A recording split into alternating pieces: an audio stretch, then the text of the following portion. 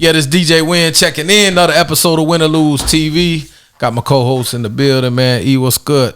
Doing good, man. It's been a minute. It's been a motherfucking minute.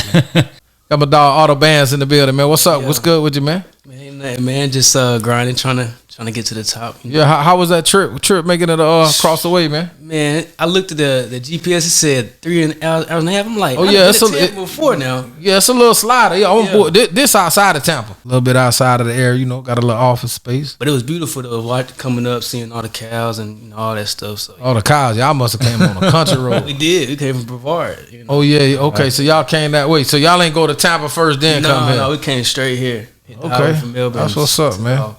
So what was it like growing up in? You grew up in Brevard? You from Brevard? I actually grew up in North Carolina. Okay, North Carolina. I've been in Brevard the last 4 or 5 years. Okay, that's what's up, man. How was it growing up in the Carolinas? Was it a good music scene up that way? The music scene really didn't come about. My bad, not to cut you short. What part of North Carolina? I'm from Durham, North Carolina. Durham. Okay, that's what's up, man. You know, Fat Sosa there. Yeah, I know. If I heard of Fat Sosa. Yeah, that's my guy, man. Yeah, okay. That's my people, man. He actually in town, man. Wow, that's good. Yeah, he in town tonight. You might run into him a little bit later on. Yeah, he in the city, man. And shout out my dog Eastside. Yeah, I know Eastside. He from the borough. Yeah, he from the borough. I actually grew up Eastside. Yeah. That's my peoples, man. Shout out and Burger been working together lately, so definitely connected. Yeah. You know Burger, that's my peoples. Yeah, that's my greatest inspirations right now. Is him. For real. Okay, that what's up, man. That's what's up. Where you get your inspiration from when you make your music? Man, it could just be like a certain sound I hear. Like I play a lot of different beats and stuff, and I don't know, man. It just I get in the studio. I'm one of the artists get a block session. I can't do 1 or 2 hours. I got to get 10 so that way I can just. You gotta get in there, let it marinate in. Yeah, you feel me? I might be able to do 10, 12 songs, in 4 hours, but they gonna be hard. You know what I mean? So you catch the whole vibe. Yeah. When you were growing up, you got a lot of family. Like, did you come from a pretty decent family? Or? Yes, sir. Yes, everybody in my family are pretty much on the up and up, and we got some people. James Worthy, that's one of my distant cousins. Okay. Like NBA player James Worthy? Yeah. Damn. He's from my mom. Him and my mom, they're from Gastonia, North Carolina. So, that's awesome. Have you met him? I never met him in person. No. Yeah. Okay. And if I did, I think I was too young to. You've been making music for a pretty long, decent time. You got a lot of projects out. Yeah. You've been at it for a minute. At least 3 or 4 projects. Yeah. You've been at it for a minute, man. Yeah. How's the whole social media thing for you? What do you think about social media? Social media, I feel like it had its phases. I feel like now it's like everybody knows about it, so it's like it's kind of cluttered. Like everybody has a TikTok, but like when I first came up, it was MySpace. Then we had Facebook. It like slowly got. Now you got TikTok and it's everything. Everything. You don't even know what to be on. You know what I mean? So I really focus on YouTube. YouTube is where I'm at on the business side of it. Smart. You know what I mean? So smart guy. When did you come out? Was that 2010? Is that when you started? I saw that was my first project actually. Yeah, because I saw like through the military you went to join the army, right? Right. That's cool. What made you want to do that? The military thing was more of a legal situation I had, and my pops was like, well, if you don't go, he was in the military. Yeah. He was like, one way to beat the situation, go in the military. I did the same thing, and it was the best decision I ever made. I look back and it's like, damn, bro, like it took me to South Korea, out the country. So now it's like it's hard for me just to accept the norm because I done been across the world. Right. I mean? So it's like I want that experience more and more now. Were you doing music before, or did you start doing it like once you were in the military as like kind of like an outlet? Because when I went to the military, I had one song recorded with my friend. That's how I started off managing. I was managing with my friend, and he was in the studio. He's like, man, I can't get the second verse. Do the second verse.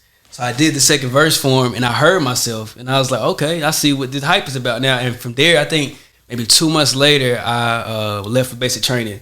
So when I got into the military, I met up with some guys. They were rapping too, and when we got to Korea, somebody actually had a studio in their room, and he was at that. I was like, oh, I finally got what I want. Like I could do this full time. And those guys, we dropped the tape together. DSC Shawty Volume 1, we dropped that as a group, and then I seen from there. Well, with the group thing, everybody's not on the same page, So I left that and went solo.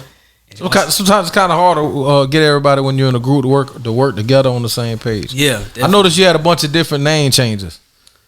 How did we end up with Auto Bands, and why did that stick, and why is that right now where it's at? Oh man, Auto Bands like what it came from this girl. She was like, I had at first started growing my dreads, and she was like, you get like Otto from Rocket Power.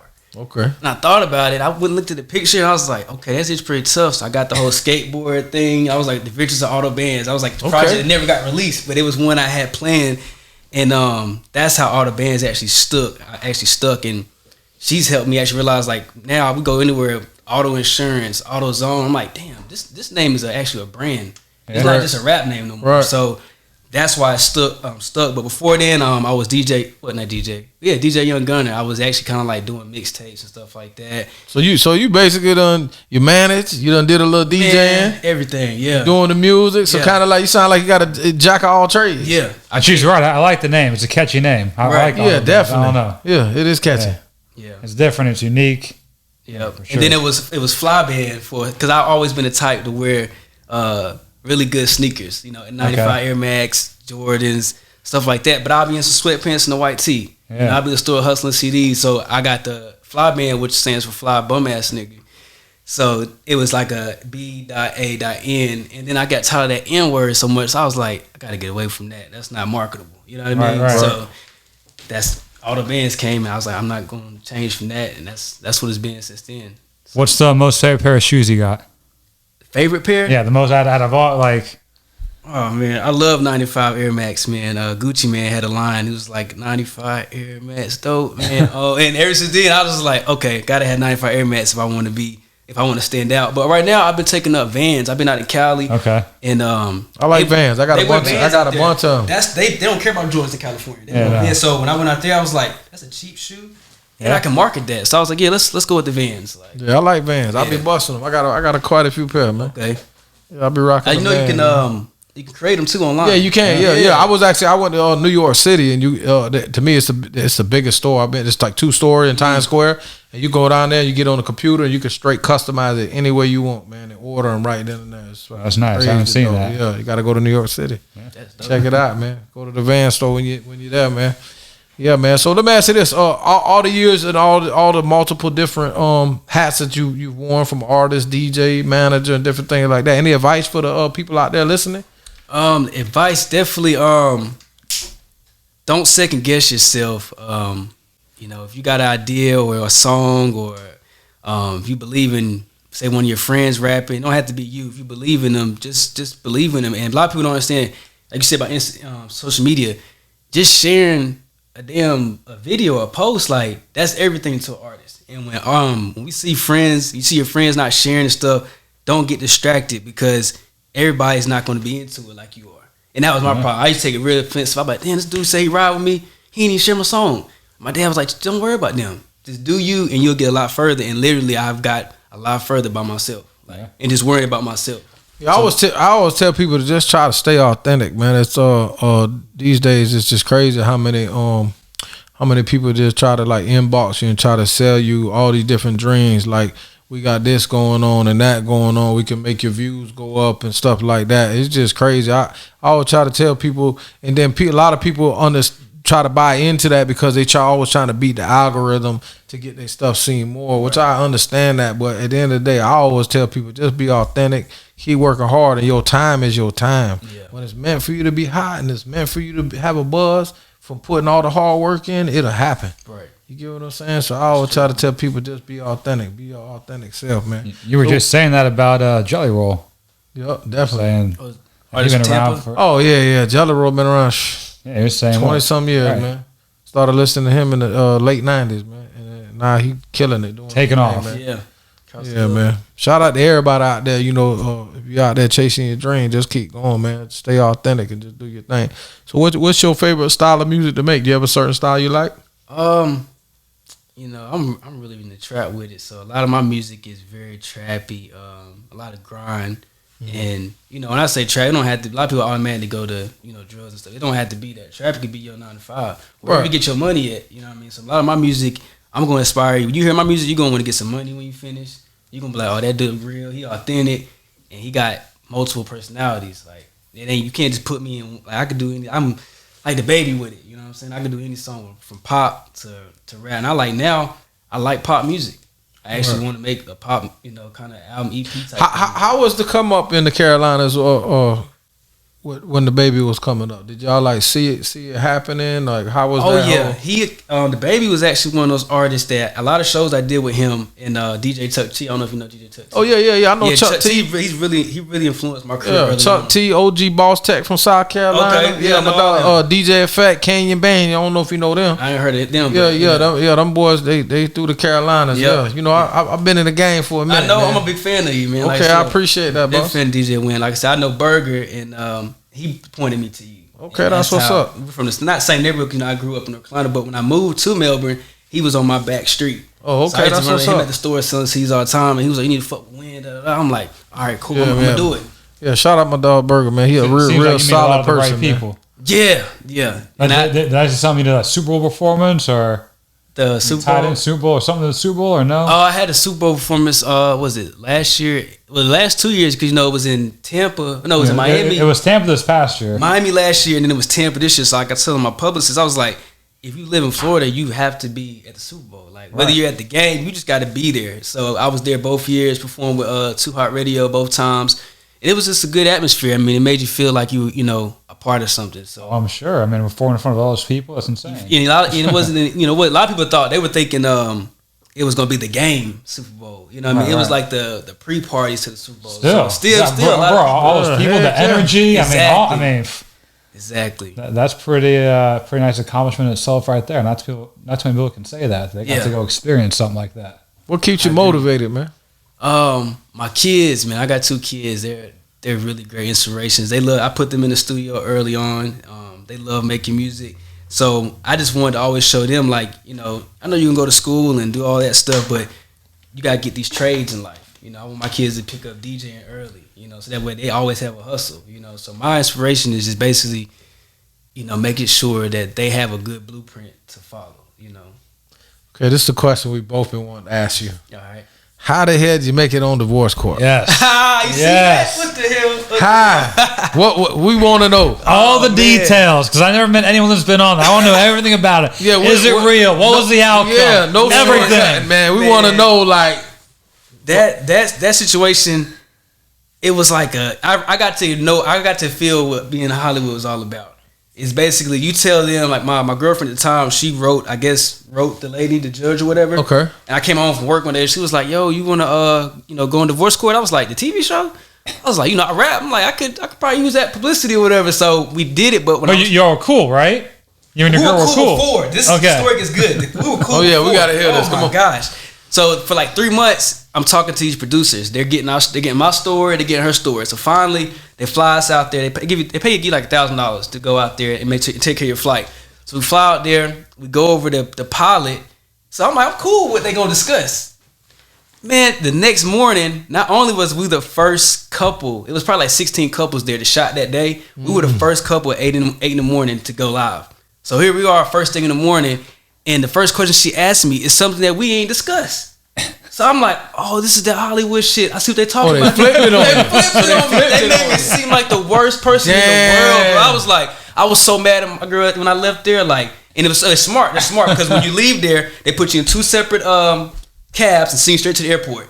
So I ain't even had time to even say like, what the fuck was that or nothing. They put me straight to the airport. So the whole way to the airport, I'm like, I can't believe they did me like that. That's crazy. I knew it was show, man. Yeah, I knew that shit had to be show, man. That's crazy. They make it seem like you weren't even finna get into divorce. It's just you weren't even married, huh? No, I was actually married. Oh, you was married. Okay. The key is you don't have to be married though. You just have to pretty much have a story they want to buy. How long after that did y'all stay together, or was it? That was it. My mom said it. She was like, when I got home, she was like, that's gonna be the end of y'all, right? I was like, you went on there twice though, didn't you? No, just one. Well, it aired twice. Oh, it aired twice. One was a regular episode, and then they categorized it to what, classic rappers or something. I forgot what it was called. Rappers Delight. Rappers Delight. Yeah. They re-aired. Was the judge cool? Man, to this day, I still talk to her. She's very, very cool. Like, after the situation, like, she gave me good advice and stuff like that. But it was just like the show, they just flipped it. I couldn't believe that they, did that. So I've definitely enjoyed it because it prepared me for if, something bigger was to happen. I know how to go about it. How to take it, yeah. I was so mad because I was answering every question with emotion. Heart on my sleeve type shit. I'm like, why am I doing this? But it's like the questions y'all asking me, I gotta defend myself. You know what I mean? Like, Yeah. So it was weird, bro. Bro, your ex-girl jinxed the whole thing just putting y'all on there instantly. She was ready. Yeah, she was ready to leave. And I mean, that was fine and everything, but the way that went down, it was just like, damn, you could have gave me a heads up. You know what I mean? And you know the producers in the background are just like poking her, like they're instigating shit. Right. You know? Bro, listen, we're going to get these people. I ain't gonna lie, like 1997, I'm showing my age here, but I used to mess with this chick. We wasn't together like no relationship or nothing, but she ended up years later. I ended up seeing her on Jerry Springer. I just thought it was funny. Actually, I seen her on there twice. You dodged a bullet. Hold on, with two different. Could have been you. Nah, that wasn't gonna be me. It could have been you. They was not finna get me like that. But look, she was on there twice for two different things. That's how you know the shit was show, man. I was like, damn, boy, you want fame that bad, boy. But you know, sometimes it's fun and an experience, like you said. You know what I mean? You learn from it. That's what's up, man. So what you got on? What you got coming now? What you like? You know, let the people know what you got coming. What's new for you? What's next? I mean, we got videos. We got. Yeah. Lately we had what's that? Last Dance. I've been running. I seen I don't know if you're a friend of Michael Jordan. I know Michael Jordan. Yeah, for sure. Yeah, I watched that whole thing. Man, I watched that and I just went to the studio. I was in my back porch and I was listening to beats and this Michael Jordan beat came up and I was like, oh, this is gonna be Last Dance right here. So that's actually a product. It's about a year old now, but that I just kind of getting out there for me, social media wise. I got JIT music, which that's a Florida term. A lot of Florida people use JIT for sure. So that's for my younger crowd. Like you said, my age. I'm 32 years old, so it's like I don't consider myself a JIT. So I made music for JITs because you 20, 22. It's kind of like you think you know everything. You the top, you feeling good. Shit, these days 17, 18, 16, even worse. But they young these days jumping off the porch, tight shit. They get a pocket full of money and that's all they think. It's like, okay, I'm good now. But it's more than that. That comes and goes, as you already know. So, but yeah, definitely right now, I just want to take off touring my old music. That you brought that up, it's like you said, I got 3 projects and they've been heard as far as Carolina goes. Now getting heard in Florida, but it's like, why would I take this time now to record new music when the world ain't heard 3 albums worth of music? Right. So now I'm like, forget it's recording, actually wasting my time. I'm not saying wasting my time, but I put my money now on the road. I'd rather tour and make myself a brand and just let them. I mean, you still stay recording consistently, right? Because I feel like y'all was gonna get better as an artist. The more you do it, the more you go, y'all was gonna get better. Right. Yeah, but I think I have a couple. I had a mixtape I wanted to drop recently, Juanito Story 2, which I have one, Juanito Story. His first one's on my mixtape. So I'm working on 2 now, and I have the songs together, but as I look over a lot of the lyrics, it's like I want to change directions. So I stopped. I was like, this summer I'm just going to focus on touring city to city, and then I'll get back to the actual recording aspects of it. What's your goals for the next 5 years, say? Definitely want to get a damn Sprinter, man. I want to be able to buy a Sprinter and hit the road and give myself a little more looks. When I pull up, I'm not just hopping out of a 2-door car or whatever like that. I mean, that's the grind, though. Yeah, that is. That's the grind. Yeah. So, definitely just want to get the Sprinter, hit the road more. Maybe work with a couple artists, especially from Florida, like Rod Wave, Jay Green, Burger 321, of course, and I don't know if you heard of Big Tone, rest in peace, Big Tone. He was from Melbourne too. He actually just passed not too long ago, and it sucks because he was somebody I was getting ready to work with. And so now I learned also advice back to everybody: if you say you're gonna work with somebody or do something, don't take it for granted. Go out there, work with them, put the money behind it, and that way, you can always look back like I worked with that person. So that's what's up. I see you kind of into fashion. That's something you designed, or that's something you just bought? This came from a shop in Palm Bay, Florida. Actually, I don't know the name of it, but they do a bunch of great jackets. You ever thought about getting into like designer clothes and stuff? Oh yeah, definitely. I got a brand Trappers in. I'm trying to brand now as far as t-shirt wise and like hats, little merchandise. But definitely with the Vans, I've been trying to get a sponsorship through Vans. Okay, that's what's up. Working that aspect now in California, San Diego. So yeah, that's what's up, man. You got any questions for you? Nah, man. You found out your answer. What's that? You found your answer. I did find my answer. I was waiting for that. Did some homework with that one. You caught me off guard with that one. I didn't know that one was coming out. But yeah. Well, we definitely appreciate you coming through. Anything you want to let the people know before we get up out of here? No, man. Just make sure y'all check out all the bands on YouTube, man. You ain't gotta do all the Instagram, Snapchat. Just go straight to YouTube. Type in Auto Bands, man, and just check out that music and hit that like and follow button. So if they want to book you, how they can reach you? If you want to book me, I got an email address, teamjhf@gmail.com. Just hit me up on Instagram, Juanito Story 2 at Juanito Story 2. What else we got? The new website, auto-bands.com. Yeah. But this if you want to book me, man, just definitely go online and hit me on YouTube. That's what's up, man. We definitely appreciate you coming through. And appreciate your service, too. Like, I'm glad. Definitely, to be here. man. Glad to be here. Heck yeah, it's a blessing, man. Yeah, it is. So. Yeah. Auto Bands, man. Y'all be sure to go check them out, man. Win or Lose TV. We is up out of here.